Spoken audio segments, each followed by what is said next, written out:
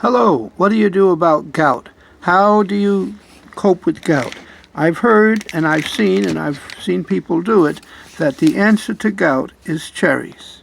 Any kind of cherries, not unless they're poisonous, but I don't think there are any. There could be some. Cherries, dried cherries, wet cherries, cherry juice. Since I'm a diabetic, I would take this and I would put it in a strainer and I would wash all the sugar off and everything. I would just eat the cherries. Or I might wash this all off and take some stevia and mix it with it. A little bit of honey, not much, but mostly stevia. And then I'd make my own pie with with just cherries and stevia. Have a nice sweet pie without any sugar. But cherries, the doctors some will tell you there's nothing they can do, and they'll say all these different things. But for ages, people who knew just ate cherries.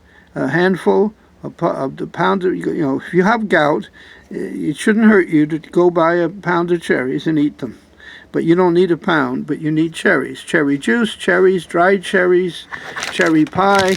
I don't know if cherry flavoring will do, especially if it's not real cherries, but that's good. And that's an interesting story. We'll get into the rest of it later. But the birch tree and the cherry tree seem almost the same thing when you look at them and you touch them and you deal with them.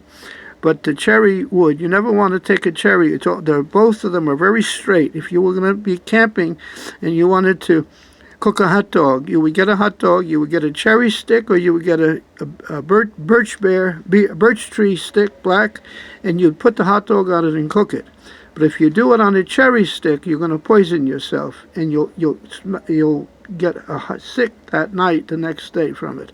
Use the birch tree stick, and it'll be fine. Thank you.